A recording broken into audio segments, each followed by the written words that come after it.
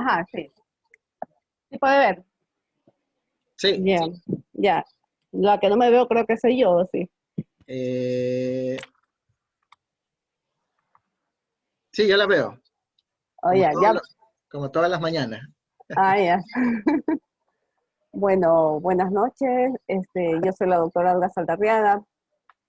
Gracias al doctor Salas por hacerme participar de este curso muy interesante. Eh, bueno, como vamos a empezar hablando de la fibrobroncoscopía, les vamos a hablar un poquito de las generalidades. Tenemos que con el descubrimiento de la fibra óptica, esto revolucionó la fibrobroncoscopía, pues. En el año de 1890, el doctor Gustave Kilian realizó la primera extracción de cuerpo extraño. Estoy como un poquito sorda, pero es que está lloviendo. Ya, realizó el primer retiro de cuerpo extraño mediante un broncoscopio de Mikulicz Rosenheim, utilizando pues anestesia local con cocaína. Esto evolucionó tanto hasta llegar al año 1968, cuando se realizó la primera fibrobroncoscopía con, con biopsia. ¿Ya?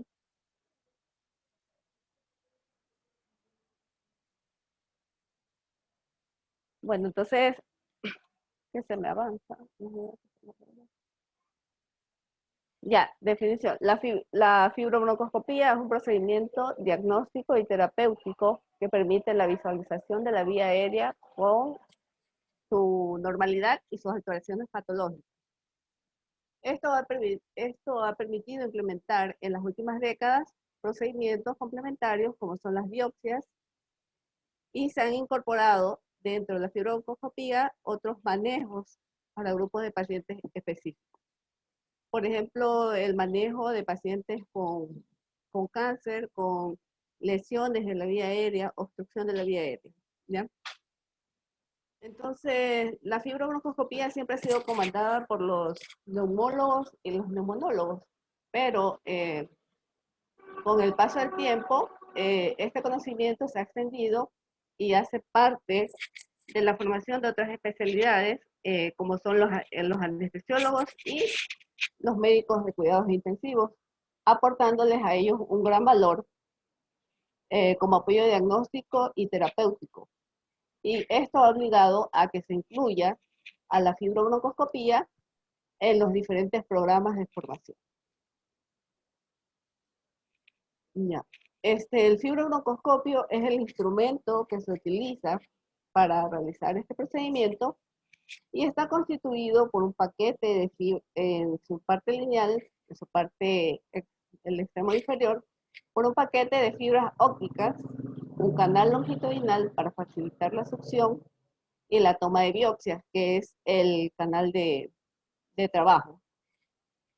Este tiene un mecanismo que es una cejilla de mando que permite el movimiento hacia arriba y hacia abajo y lateral, derecho e izquierdo, del extremo distal del fibrobroncoscopio. En la cabeza, en la parte de la cabeza del fibrobroncoscopio, se encuentran una serie de, de, de, de lentes que sirven para regular la visión óptica. Actualmente los fibrobroncoscopios pues tienen insertado un chip de video, el cual envía la imagen a un monitor. ¿Sí?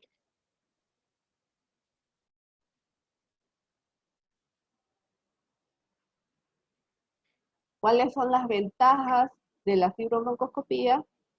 Las ventajas son que el uso de la fibrobroncoscopía puede ser utilizada para la toma de muestras, extracciones de cuerpos extraños, pero tiene una limitante y estas serían las desventajas. Por ejemplo, la extracción de cuerpos extraños grandes no va a ser posiblemente la fibrobroncoscopía y entonces pues, se va a tener que recurrir al uso del broncoscopio rígido. Cuando se necesita usar instrumentos más fuertes, eh, que no pueden ser pasados por el canal de trabajo del fibrobroncoscopio, pues tenemos que usar el broncoscopio rígido que tiene un canal de trabajo más amplio. El control, la desventaja también de la fibrobroncoscopía se da cuando se presenta una hemorragia moderada a severa en las vías aéreas. Entonces, para realizar la succión y la revisión y la cauterización, a veces es más importante el uso del broncoscopio rígido. Y el broncoscopio rígido también, eh, por fibrobroncoscopía, no se puede realizar el uso del láser con dióxido de carbono, que debe ser usado solo con broncoscopio rígido. En cuanto a las indicaciones de la fibrobroncoscopía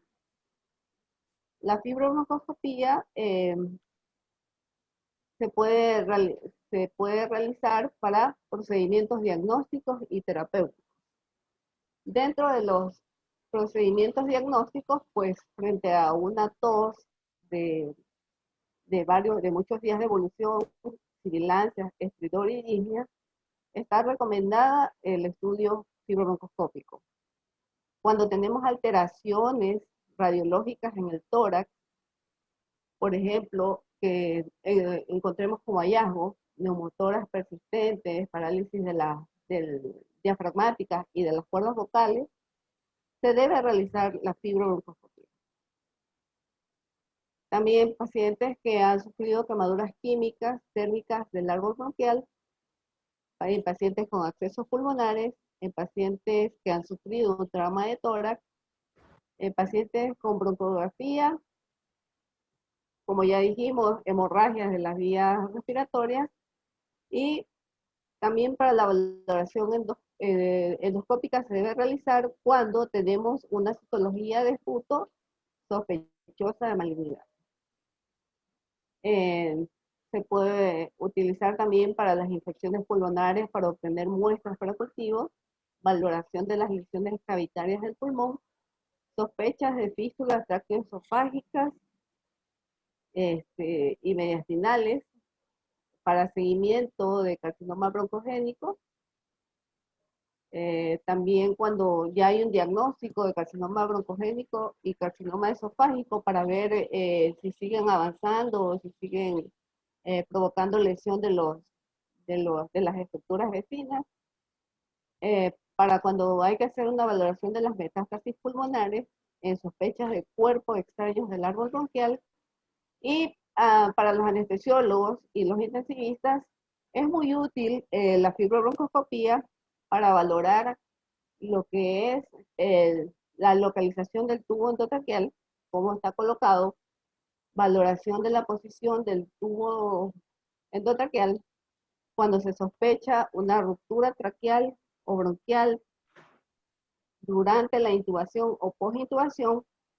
Para la valoración postoperatoria de las cirugías de tráquea, bueno, eso ya es para los cirujanos pulmonares y torácicos, y para pacientes que presentan colapso pulmonar inexplicable.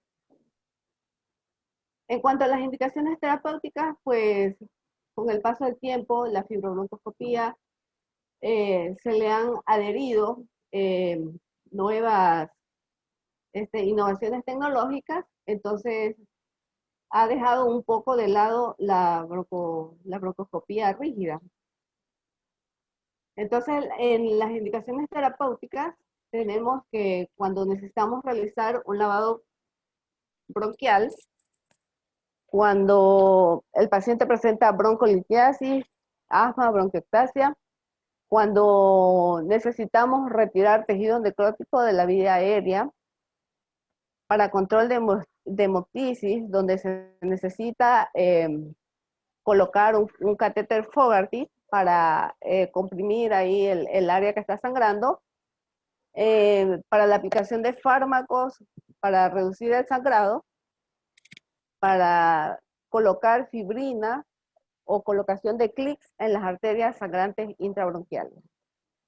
También es muy útil para el retiro de cuerpos extraños, para el retiro de restos de tumor y para la aplicación de tratamientos como son la braquiterapia, la terapia fotodinámica. También se puede usar, ya hablamos de todo esto. Ahí, sostén. Ya. ¿Cuáles son las contraindicaciones para una fibrobroncoscopía? La mayoría de las contraindicaciones no son absolutas, son contraindicaciones, digamos que relativas.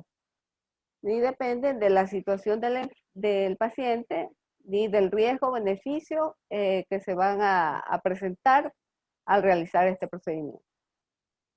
Las contraindicaciones tenemos que un paciente que presente hipoxemia durante el procedimiento, tenemos que suspender. Cuando el paciente durante la broncoscopía, pues no podemos avanzar porque el fibrobroncoscopio no nos permite, entonces, y tenemos que cambiar a fibrobroncoscopía rígida. En un paciente con cuello inestable, una anquilosis severa de la columna cervical y restricción de la unión temporomandibular. Entre las contraindicaciones relativas, las anteriores eran absolutas, pero no tan absolutas. Ahora, las relativas tenemos arritmia grave, estado cardiopulmonar inestable, hipoxemia refractaria y trastornos de la coagulación. Los factores asociados que pueden aumentar las complicaciones durante un proceso de fibrobroncoscopía, tenemos pues la poca colaboración del paciente, un infarto reciente o angina inestable, una crisis de asma, hipoxemia moderada, hipercardia, uremia, hipertensión arterial pulmonar, inmunosupresión, obstrucción de la vena cava superior y debilidad por la edad o desnutrición. Otra de las cosas que podría aumentar las complicaciones sería entrar a hacer una fibrobroncoscopía a un paciente que presente plaquetas menores a 20.000. ¿Cuáles son las vías de acceso durante la fibrobroncoscopía? Pues tenemos la vía nasal, donde como su nombre lo dice, pues entramos por la vía nasal, la oral, la vía a través del tubo de traqueostomía y a través de los tubos endotraqueales. Dentro de las consideraciones técnicas, pues la fibrobroncoscopía se debe hacer de preferencia en un quirófano que tenga pues monitores, un carro de paro. La posición del paciente pues va a ser en decúbito dorsal o sentada. Esto de aquí va a influir en la posición que va a tener el broncoscopista. En cuanto al personal que se requiere para realizar la fibrobroncoscopía, pues tenemos al broncoscopista, al ayudante, una enfermera o un personal entrenado con conocimientos para el procedimiento, que ayuda a preparar los instrumentos que se requieren durante el estudio. Es decir, esta persona que instrumenta debe tener un chest lead revisando todo lo que es el carro de paro, todo el instrumental que se vaya a utilizar. Y también necesitamos, de preferencia, el apoyo de un anestesiólogo. El procedimiento. Bueno, el procedimiento se debe realizar, como ya dijimos, en una sala de quirófano con monitoreo básico. ¿Qué es lo que se va a revisar durante la fibrobroncoscopía? Las características del árbol bronquial. Aquí debe valorarse la distribución anatómica, el contenido de lo que tiene el bronquio, si es líquido, si es sangre, si es material purulento, la coloración y la superficie de la mucosa, el aspecto de la mucosa, si es una mucosa de aspecto normal o presenta vascularidad, presenta irregularidad, presenta lesiones. Todo eso hay que valorar al realizar la fibrobroncoscopia. Si el bronquio presenta una compresión extrínseca, es decir, que está como colapsada la pared por tumores por fuera, pues, ¿no? También se debe ver si hay destrucción de la capa de las mucosas o inflamación parabronquial. Bueno, aquí tenemos un poco de la anatomía de la vía aérea superior, como ya se habló en las anteriores charlas. El fibrobroncoscopio pues va a introducirse por la nariz. Lo primero que se va a observar cuando uno está a nivel nasal va a ser lateralmente en los meatos y en la parte central el sexo. Se avanza por la orofaringe hasta la laringofaringe y la laringe y llegamos a la parte de la glotis. Aquí, ¿qué es lo que vamos a observar? Pues vamos a observar las cuerdas vocales, la epiglosis, la bayécula. Bueno, aquí si el paciente está despierto, le vamos a pedir pues que emita algún sonido y o respire. Entonces se van a abrir las cuerdas vocales y acá se las ve también en una imagen donde las cuerdas están cerradas.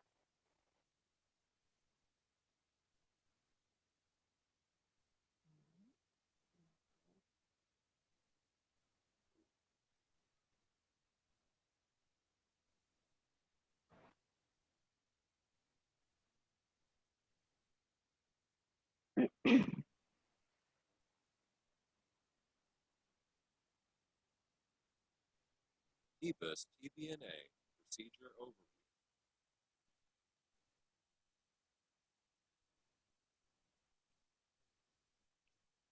Aquí tenemos un pequeño videíto que hice para ver cómo ha avanzado, cómo ha evolucionado la fibrobroncoscopía, donde Once a podemos, lymph node station is targeted for biopsy, an ultrasound image donde podemos ver pues que al fibrobroncoscopio se le agrega un transductor para poder realizar una ecografía transbronquial y tomar la biopsia de los ganglios. Esto es muy útil para lo que es estadiaje de los tumores pulmonares y bronquiales.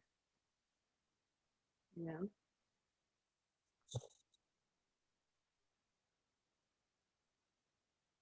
Aquí tenemos cómo avanza el fibrobroncoscopio. Teníamos la carina principal. Aquí sigue avanzando. Bueno, aquí está todos los dispositivos que tiene este fibrobroncoscopio, donde por el canal de trabajo, una vez ubicado el bronquio, entra una aguja de biopsia. ¿Sí? Em,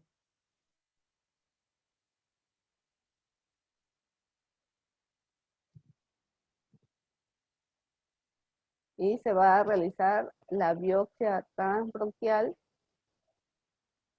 Ahí está, la salida de la aguja.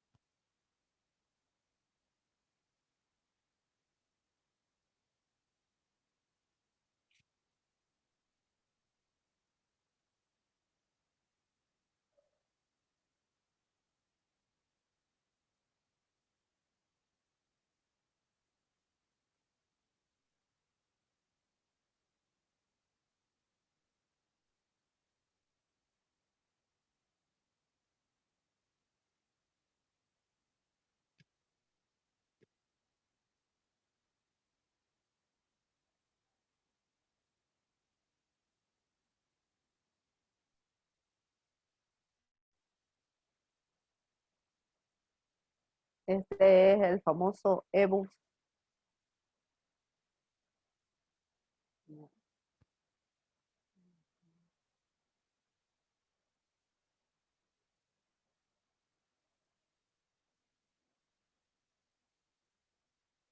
Ya, aquí tenemos otro video donde se va a hacer una reducción eh, del volumen pulmonar en los pacientes con EPOC, con el sistema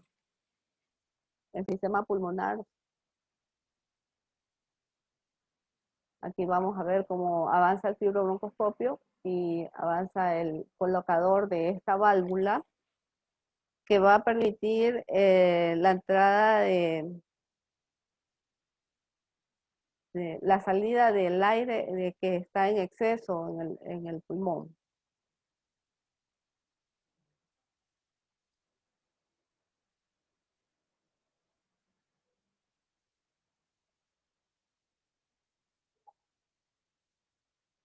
Bueno, entonces esto es lo que yo...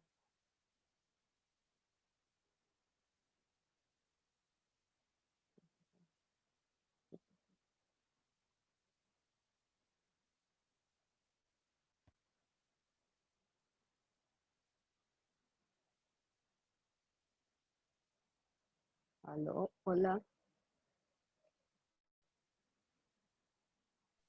Hola. Hola, hola. Hola, ¿Qué hola, pasa? doctora. Sí, sí se escuchó todo. Sí, Ah, sí, sí. ya. Estaba Oh, viéndolo el video. Bueno, sí. Eso alguien, es sí, lo que se puede decir de las nuevas innovaciones de la broncoscopía. También el tratamiento de cáncer por crioterapia por fototerapia. ok. No puedo abrirla. Ok.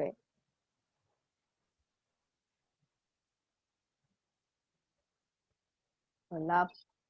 ¿Va a mostrar algo más, doctora? No, ya es todo. Ok. Bueno, alguien que tenga alguna pregunta con respecto a la exposición, aprovechemos que tenemos algo de tiempo. Pregunten, yo creo que es importante aprovechar a las personas que día a día están haciendo el procedimiento, que, bueno, como siempre digo, los médicos no somos infalibles, pues, ¿no? Y esto es un aprendizaje diario. ¿Y qué más preguntar, pues, a la persona que está en el día a día manejando, pues, el dispositivo y todas estas cuestiones? ¿Alguna pregunta? Si no, yo hago una pregunta. Dígame. Sí. Doctor Olguita, ahora que tiene, eh, bueno, pues la hospitalización, tiene pacientes que tiene COVID, no tiene COVID, ¿qué particularidad ve usted diferente? Ya que, como sabemos, pues la exposición en vía aérea es importante, ¿no? O sea, ¿qué paciente usted dice, mira, debo esperar cierto número de días, el PCR debe ser negativo por 2 veces? ¿Con qué criterio? Al paciente que se lo puede programar, pues no, porque hay emergencias también. Usted lo califica para poder hacer una fibrobroncoscopía en los pacientes COVID, básicamente, que tenemos día a día en la práctica.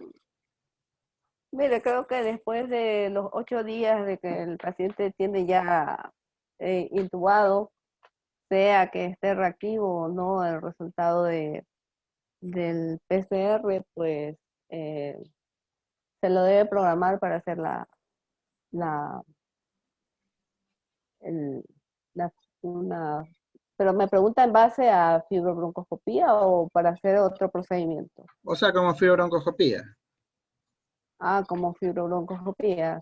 Este, sí, yo creo que se le podría realizar una exploración independientemente del resultado del PCR COVID.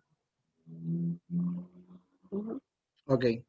Ya, ¿y qué paciente usted cree que no calificaría como para llevarlo? A veces usted sabe que el intensivista es como, bien lo dice, bien intenso, pues, ¿no?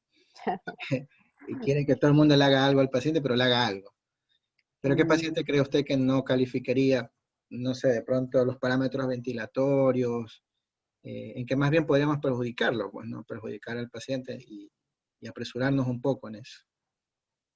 claro, pues en los pacientes muy inestables, con mucha hipoxemia, con fibrilaciones, no creo que debería subírselo, sería más contraproducente.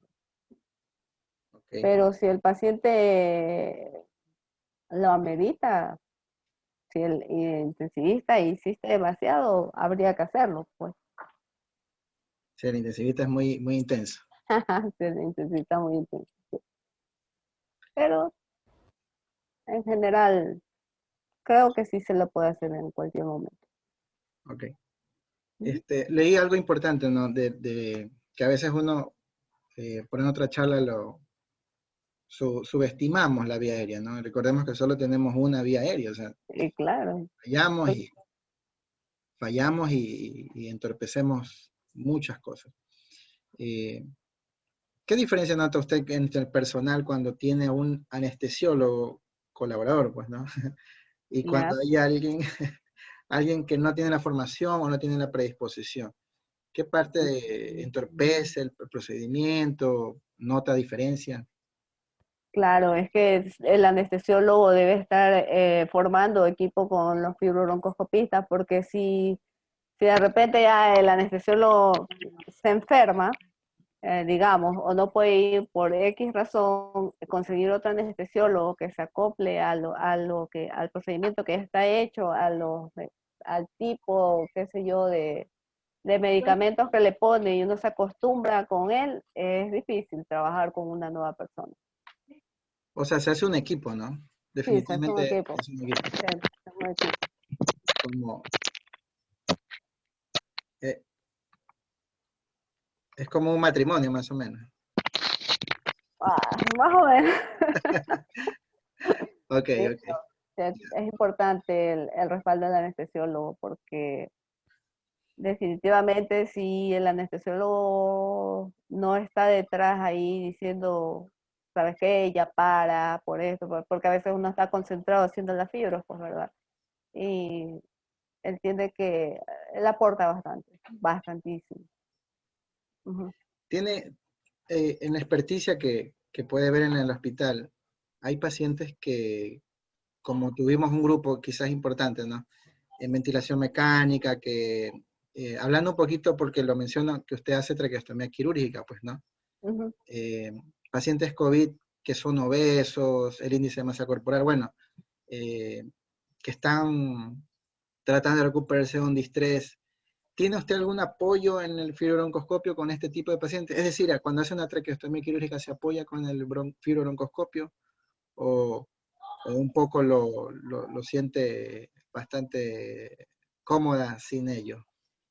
A ver, sí hemos realizado con broncoscopía, pero como los fibrobroncoscopios que ahora tenemos son descartables, pues está como limitado a usarlos en cosas que se pueden hacer con visión directa. Por ejemplo, claro que si viene un paciente intubado de traqueostomía, debería ser obligatorio, debería ser la palabra como es sistemático, debería ser sistemático hacer en un paciente de muchos días de intubación, hacer una fibrobroncoscopía antes de realizar la traqueostomía, para tener una idea de cómo está la vía aérea por debajo del tubo o por encima del tubo o en el área donde está el balón. Ok. Sí, sí, sería obligatorio, pero ya sabe que estamos en Ecuador. A veces jocosamente en la UCI decimos, ¿acaso que somos ricos? Porque nos faltan cosas, ¿no? Eh, Claro, bueno, sí, no sé es si un poco complicado. alguien tenga alguna pregunta. Eh, los escucho poco, o sea, no los escucho. Es Todo, importante como, es importante de verdad poder contar, pues, la experiencia y la casuística que se vive día a día de mano de las personas que realmente hacen el procedimiento, ¿no? A mí me gusta mucho la fluorobroncoscopía, la aproveché mucho en mi parte de formación, pero dejé de usarla. Entonces, eso tiene un costo, ¿no? Tiene un peso cuando uno deja de... Es verdad que no, uno no se olvida andar en bicicleta, pero pienso que al principio puede que necesite rueditas. Ya lo voy a invitar a quirófano. Es que no me invita, pues. Ya lo voy a invitar. Bueno, no sé si alguien tiene Bueno, alguna pregunta con respecto a esta exposición. Ricardo ya, bueno, creo que son como las 3 de la mañana, creo que ella se fue a dormir. ya está caído. Eh, o con respecto a alguna de las anteriores exposiciones. Claro. Si no tenemos alguna pregunta, pues los espero el día miércoles. El día miércoles tenemos, pues, arrancamos realmente con la doctora Saldarriaga, que es cirujana, pero el día Ya. miércoles tenemos más cirujanos complementando el módulo quirúrgico que se ha denominado, pues, ¿no? En él vamos a tener traqueostomía quirúrgica, traqueostomía percutánea, realizada por cirujanos. Ya saben que los intensivistas también, hechos los metiches, nos metemos a hacer percutánea. Y también vamos a tener cricotiroidotomía, ¿no? No, pero doctor, en realidad son un apoyo importante porque a veces es más factible realizar la percutánea en el área porque el paciente, por todo lo que conlleva trasladar un paciente a quirófano. O sea, ustedes son vitales. Gracias. Gracias. Sí, de No, verdad, a veces yo creo que sí, yo creo que lo importante que mencionó incluso Ricardo es la, perdón, lo dijo también creo María Eugenia, la parte de la formación en varios servicios, que usted lo mencionó también, el aprendizaje multidisciplinario, ¿no? A mí me parece importantísimo que un intensivista rote con un cirujano pulmonar para que pueda solucionar un neumotórax, ¿no? O sea, si sabemos manejar el ventilador y sabemos que podemos crear un problema, lo más importante es poderlo resolver, pues, ¿no? Entonces, creo yo que eso nos ayuda mucho. no, Bueno, sí, sobre todo ahí en el hospital, pues los chicos se están rotando. ¿Y para qué? Se resuelven, sí resuelven. Ha sí, no, sido fundamental que ellos roten por el área. sí, es importante y la guardia está bastante cubierta en ese aspecto. Y como usted lo menciona, nuestros médicos residentes son bastante proactivos. Sí, son bastante pilas. Entonces, bueno, el día miércoles 10 de marzo, como les mencioné, tenemos 3 cirujanos y empezamos pues por las damas, ¿no? Eh, es la doctora Rosa Mendoza, que nos va a hablar de obstrucción aguda de vía aérea superior, y de ahí tenemos traqueostomía quirúrgica, traqueostomía percutánea y cricotiroidotomía, ¿no? Ah, va a estar bueno. Si tengan, si tengan alguna duda, alguna pregunta, si no, pues doy por concluido el día. Me siento muy satisfecho nuevamente. Quiero agradecerles. Por ahí Gracias a usted, doctor. la veo conectada todavía a María Eugenia. La doctora Olguita, pues, por la amistad que tenemos y por la colaboración con este simposio. Gracias a usted por considerarme. Bueno, Bueno, entonces nos vemos el día miércoles. Estaré por pasarles el ya. link. Gracias, doctora Olguita. Gracias a usted, doctor.